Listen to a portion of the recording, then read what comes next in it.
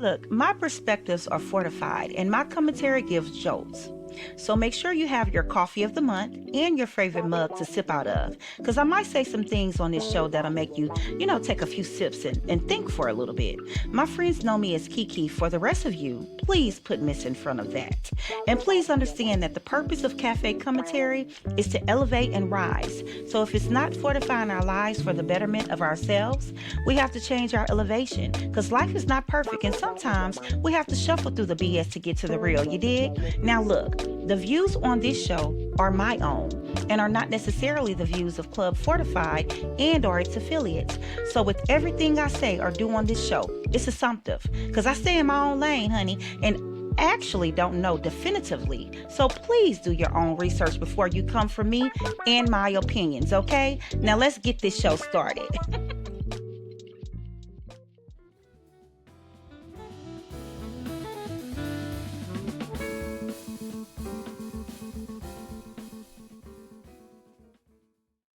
My goodness, we have so much to cover for February during this show. At any time, you can text or call the show at 832-377-5085 to give your opinion on the topics that we're covering. Anyway, for the month of February, we are covering leap year historical oddities and what's the importance of it. We're also talking about Valentine's Day. It was Friday. We will explore the history and evolution of Valentine's Day. We'll discuss the commercialization of love, and I'll share my thoughts on the importance of genuine affection as well. And guess what? Happy Black History Month. We'll also discover the historical and cultural significance of Black history. In that, we'll actually talk about the current DEI situation of the USA and why representation matters historically and for the future of Black culture as well. Also, we'll highlight the current state of Black America from a Black culture awareness perception. We'll also talk about the effectiveness, I'm tongue-tied. But we'll also talk about the effectiveness of policies aimed at reducing inequality, right? And then I want to talk about the F it button, journaling, meditation, and the F it button. So y'all sit tight because this show is about to get juicy.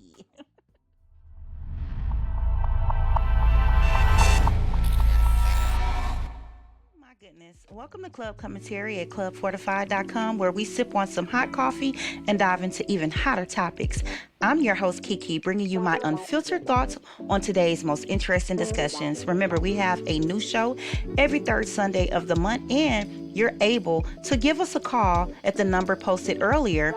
Whether you want to text or call us during the show, that's perfectly fine. And also, whether you agree with me or not, one thing's for sure, you're going to feel something, okay? And don't forget, you can purchase this month's coffee of the month and download your free coffee drink recipe on our site as well. All right? Well, let's get into it.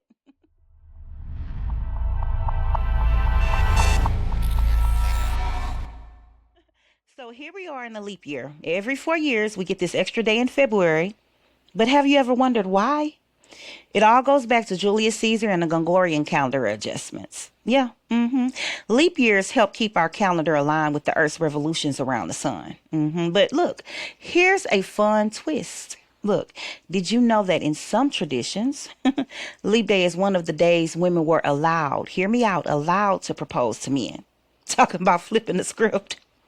I don't know about you, but I'm a Southern traditional free-spirited type of woman, and I wouldn't propose to a man. But on the other hand, for you girlies that have no problem with that, go right ahead. Don't let me stop your shine, okay? That leads me to one of a few questions I have for those of you, who are listening tonight. Have you ever proposed? And if so, what was the reason? Call or show or send a text to 832-377-5085, and we would like to hear what you have to say. And I just think that those type of marriages last as long as this year and month. Short and few, honey. Anyways, to me, leap year is a reminder that, sometimes life throws in an unexpected extra. You got to decide what you're going to do with it.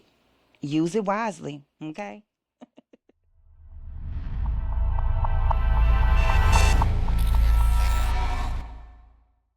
Valentine's was this past Friday, February the 14th. Let's talk about the day of love, Valentine's Day. Originally, this holiday was about Saint Valentine, who was all about performing secret marriages when it was forbidden. Now, it's big business, right? We got flowers, candy, expensive dinners. But is that real love? Look, today, Valentine's is synonymous with grand gestures and gift giving, and according to the National Retail Federation, Americans spend billions annually on flowers, jewelry, and chocolates. I like chocolates. While expressing love, though, through gifts, that's lovely. But commercialization can sometimes overshadow genuine affection. Okay, we're commercializing, Valentine's Day, I think just a little bit too much, and this begs the question: do material tokens truly represent love, or are they simply symbols? Okay, are they? True affection isn't measured by the price tag, but by the depth of connections, understanding and care. So, what are the three ways to know if someone loves you unconditionally? Let's talk about it. They support your growth. Unconditional love means cheering for your successes and standing by you during failures, right? True love nurtures your growth as an individual. And they also respect your boundaries. You have to set boundaries. A person who loves you unconditionally, they actually respect your needs, your space, your individuality without imposing their expectations on you as well. And they also show consistency. Genuine love isn't situational or fleeting. It's steady, showing up even when things get tough, right? So here's my take on it. Now, you don't have to agree with it, but hear me out. There is a such thing as loving for love and loving for survival, in my opinion, and both are valid. I believe it depends on your mindset and your feelings. Honestly, remember, our hearts and minds don't always align, and sometimes we do choose one over the other. And guess what? I'll give you an example. So some people believe that there's no romance without finance. So they ultimately equate romance with socioeconomic status when choosing their partners, right? And this gives them a sense of financial stability and protection. And the root cause of this could be, that they've experienced some sort of disparity in their life that basically has to deal with finances or the lack of thereof, okay? But on the other hand, some people are not worried about finances and or materialistic obsessions, and they are confident in the affairs of the heart. And they'll actually let the cards fall where they may, so to speak. And I think I'm that person. Yeah. Yeah. Because here's my take on it. Love is pure and kind, right? Love should be unconditional. Love is mutualistic. If you're only showing love, when society tells you to, or when you're getting something in return, then is it really love? Huh? And think about that, because at the end of the day, if those material things vanish and that money runs out, baby, will the love still exist? There's a Bible passage about love. Go read 1 Corinthians chapter 13 and tell me what you think. That passage to me is what love is about. Now, love is always loving yourself so that you can have the room to love somebody else. Okay? Like I say, you can agree with me or disagree. It's all good. But anyway, now let's move on to a subject that many people are trying to discard. Black history. And guess what? I love Black history.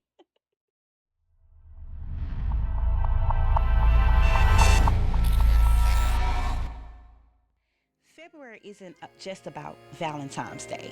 It's also about Black History Month. And some folks ask, why do we need a whole month for Black history? Well, look, because for centuries, Black history wasn't told at all. Did you know that? And this month highlights the accomplishments, the struggles, and triumphs of Black people in America and beyond.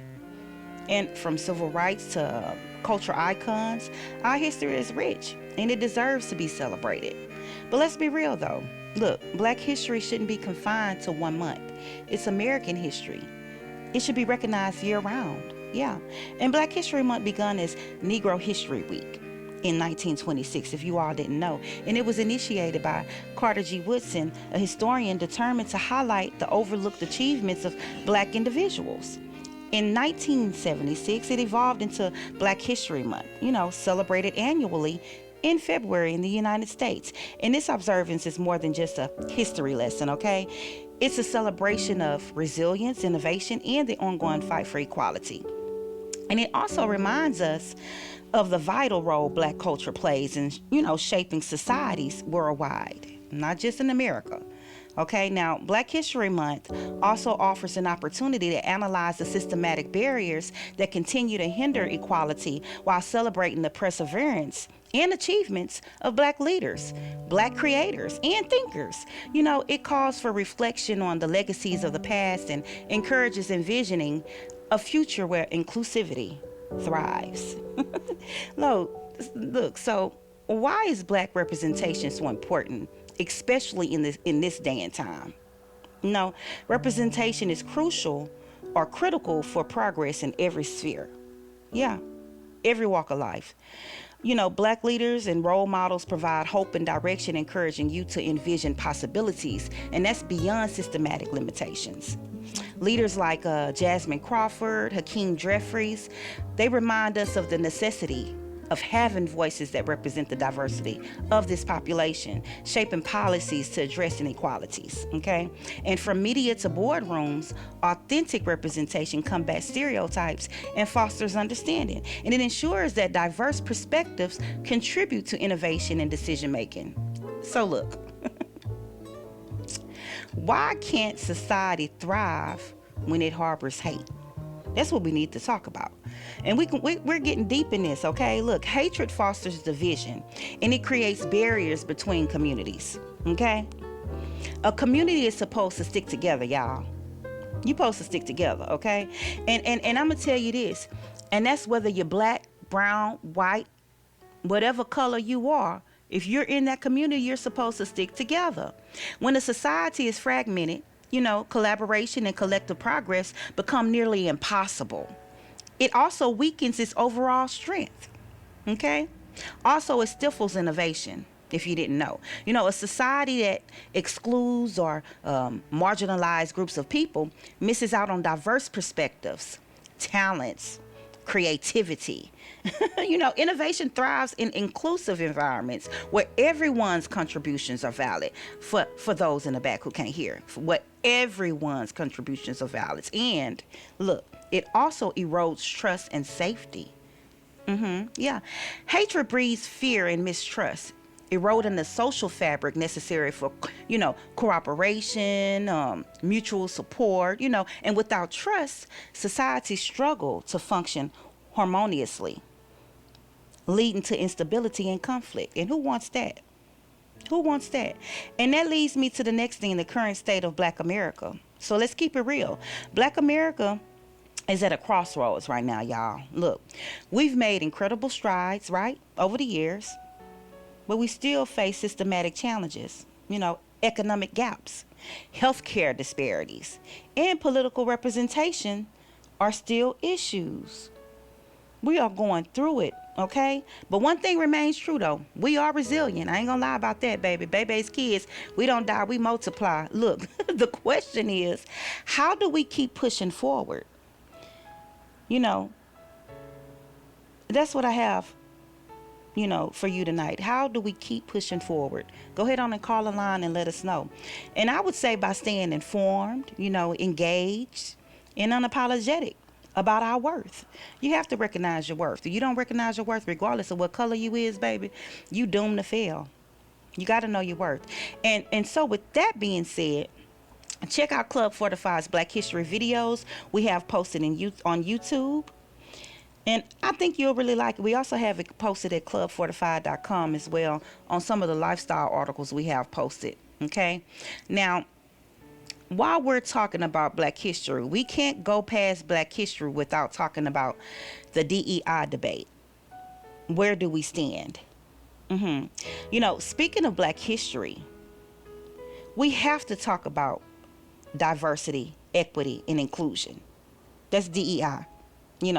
We have to have that conversation in the U.S. It seems like every time we take a step forward, we get pushed back. Some companies are ditching their DEI initiatives, i.e., Target, they say. I don't know. Go look into that, y'all. Do the research, while others claim they never really worked. Okay? Now, here's my take. Representation matters. Historically, and for the future of Black culture. If we aren't included at the table, decisions are made about us without us. And history has shown us that what happens when our voices are silenced. We don't want to be silenced. We want to be sitting at the table making the decisions with everybody else about us. Okay? My goodness. While discussing Black history, I have a question. Does policy reduce inequality? Earlier I said, i.e. Target is doing away with their DEI. Allegedly they are. I don't know for sure what's going on, but like I say, and I always say, go do your research. I believe that systematic oppression is fostered through policies. So let's talk about policies. Look, over the years, I'll tell you the truth, laws, have been put in place to reduce inequality. Affirmative action, fair housing laws, equality in pay acts, right? But have they really worked? I'm gonna tell you this. I say yes and no. And to tell you the truth, while these policies have helped open doors, mindsets haven't always changed. That's where the real battle is. So let's look at this, okay? Look, let's look at the historical oddities in U.S. inequality policies. We're going to talk about it. First off, we're going to talk about the GI Bill. The GI Bill's Exclusionary Act, which was actually enacted in 1944. I'm going to tell you this. Although the GI Bill provided post-World War II veterans with access to education and housing, right? Discriminatory practices often excluded Black veterans, preventing them from building generational wealth. You wonder why there's no generational wealth right now? It goes back to that GI Bill. And this laid the foundation for long-term racial wealth gaps. Okay. Also, the war on poverty. The war on poverty actually started around the riots, the 1964 and 1965 riots. The war on poverty was actually in 1964. That's when what's his name? President Lyndon B. Johnson. The anti-poverty programs that he introduced were Medicaid, Medicare, and Head Start. While these programs reduced short-term poverty, at that time, many people felt that, they did not address systematic causes, leaving wealth disparities largely intact. And they're still intact right now. And also, Reagan, I don't know if you know about the Reagan tax reforms back in the 86, but the Tax Reform Act aimed to simply simplify the tax code and reduce loopholes, temporarily decreasing, inequality. But However, it's a big however, the long-term effects of deregulation and reduced tax rates on the wealthy exacerbated wealth concentration. Yeah. So while policies can help level the playing field, right? Real change comes from education, exposure, and economic power, if you didn't know. And why, what do y'all think about that? Because I'm just saying, because at this point, systematic oppression is alive and kicking. And that's why I have to keep up with what's checking on my peace, mind, and my pocketbook, baby. With my petty little pretty pennies they trying to get rid of. Talking about it costs 3 cents to make a penny, so they getting rid of the pennies this year. Honey. So look. What are the recent developments in the U.S. inequality policies? Okay, we have expanded school choice programs. So Trump's administration has ramped up school voucher programs aiming to provide parents with more educational options. That's what they say. Critics, however, they argue that these programs divert resources from public schools, worsening inequality in underserved areas. Made me think about Michael Jackson. All I really know is that they don't really care about us. My goodness. Oh, my goodness. Also, cuts to social safety nets. Look, Recent proposals to tighten work requirements for Medicaid, food stamps, and other safety net programs have raised alarms as well. Look, advocates warn that these measures may deepen poverty. Oh my goodness, that's horrible. And it may leave vulnerable populations without support. Imagine that. Imagine that, without support. I'm going to tell y'all this. We in trying times, y'all.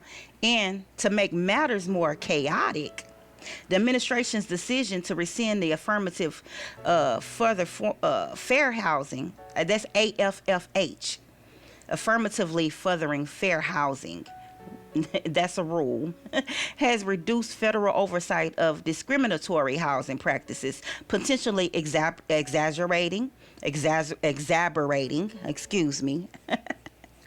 residential segregation and wealth inequality. And I'm not laughing at this, right?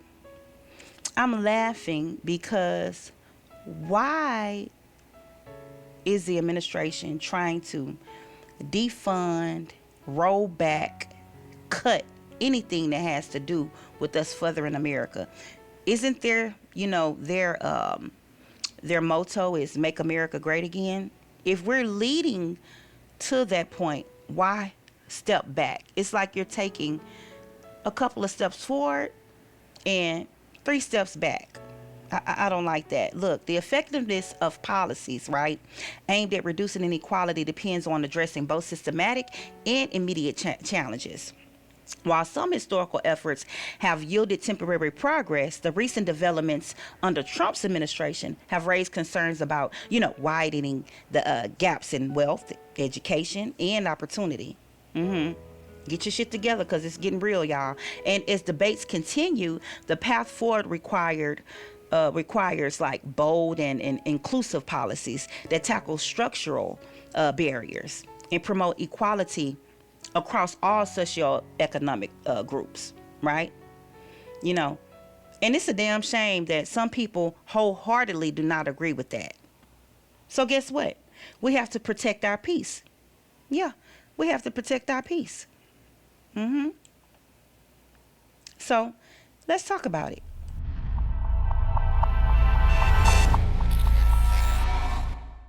All right, after all of these deep topics, let's talk about self-care. You have to have self-care in this day and age. Without it, you'll go crazy, okay? February is about Valentine's Day. It's about Black History Month, representation, staying aware of yourself, staying aware of your partner. But in order to love someone else, you have to love yourself first. You have to care for yourself.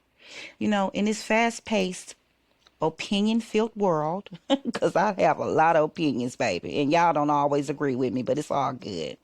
We need balance. Balance is crucial, okay? And then I'll say 3 things that I swear by. I journal, I meditate, and guess what? I know how to push that effort button. Yeah, baby. Look, journaling, it helps clear your thoughts and reflect on life, right? Whatever you're feeling in that moment, you're able to write it down. If you forget it, 2 weeks, 3 weeks pass, 4 weeks pass, 3 months pass, you can always go back to that journal and read how you felt in that moment about that particular situation. You can remember that feeling. You can embrace that feeling. And you also use that feeling for education, to educate yourself on how you need to move past that situation so that you can either, feel better about the situation or feel it where it feels good again in that situation. You get what I'm saying? But look, we have journals at clubfortified.com. You can go and purchase one if you need to, and you could journal. But journaling has always helped me to clear those thoughts, okay? And then also meditation. Sometimes you just need to breathe and reset. And nothing wrong with breathing, baby. We breathe until we die, love. So look, when you're meditating, you want to take a couple of minutes to yourself. Sometimes some people take 5 or 10 minutes. Some people take 30 minutes to an hour. But whatever it is you do, you get to yourself. you think about what you need to think about in order to clear it out your head. You meditate, you pray, you talk to yourself, you talk to God. You give that time to clearing yourself. Like I say, you just need to breathe and reset. Okay? And another thing, learn how to push the effort button. A lot of times we don't know how to push the effort button, and we sit there with our finger, right there getting ready to push it. But then in our mind, we make the choice not to. And then that's where all the chaos, the confusion, the misunderstanding comes in, because you don't know how to let it go. Let that shit go and keep on going. One day at a time. You can't become overwhelmed. You can't stimulate your mind where you can't think straight, okay? The effort button, you have to listen. Sometimes you just got to let go and say, F it. Some things aren't worth your energy. You have to remember that. It's hard sometimes, especially if you're the type of person like me that like to actually take the bull by the horn, ride that motherfucker until you fall off and get back on and brush yourself off and do that shit again. Sometimes we can't do that all the time. Sometimes we have to push the effort button, because guess what? Self-care is self-health. Protect your health, your peace, your mind, and your pennies, honey. Okay? Now, mental health is just as important as anything else. And we've talked about today how you're needing to push that effort button. You're needing to journal. You're needing to meditate. So look, take care of yourself, okay? Take care of yourself. Whew, Lord have mercy. Look, we covered a lot today. We've covered leap year oddities, love, history, representation, policies, and self-care. Okay? And as always, I want to hear your thoughts. I need you to call the number. Leave your thoughts, your opinions. You can text it. You can call, leave a message, whatever you got to do. But hit me up in the comments as well and share your opinions. And let's keep the conversation going, okay? And don't forget, grab your coffee of the month and download the free drink recipe on our site at clubfortified.com. The show, we have a new show every month, every third Sunday of the month. You're able to tune in. Our past shows are on our Club Fortified YouTube channel. You're able to go and look at the past shows or listen to the past shows, and also leave your comments there as well. Until next time, stay strong, stay informed, and stay fortified, baby. I'm out.